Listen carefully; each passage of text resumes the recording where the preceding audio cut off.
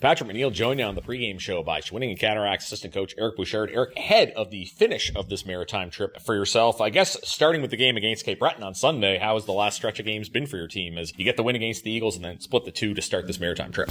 Yeah, exactly. I think our first game in Charlottetown, we didn't play to our standards, but we bounced back on Thursday in Halifax. We had a solid performance all around, so we're happy to split the first two games. Now today it's going to be a challenge again, and we want to make sure we hit the ground running early on. First look at the Cataracts for fans in Sydney, but fans here might know Vince Elie because he played with St. John, and he's obviously having a big impact for your team. And just talk about his play this season. As you said, impactful player all around. He's got a lethal weapon on the power play for sure. He sees the game pretty well. We like the way he's developing his game all around. Right now he's playing the complete game, the 200-foot game, so it's nice to see his evolution so far. Yeah, as you said, impactful player for sure. We're happy to have him. You're on a Cape Breton broadcast, so we'll have to ask about Owen Brasson's debut in Charlottetown. Probably a bit tough for him to get used to the new league, but how did he do in his first game?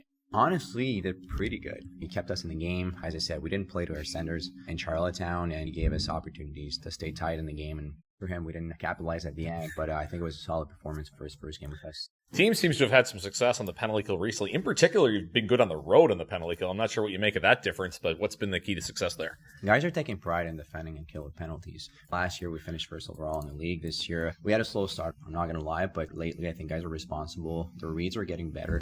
Stick awareness is getting better as well. So as I said, it's just taking pride in defending and killing penalties, and I think that's why we're successful. We're talking about Brisson. Another Nova Scotian on this team is Cole Chandler. Maybe he hasn't had the offensive numbers he's looking for this year, but he's on the radar for Central Scouting. Talk a little bit about Cole's game.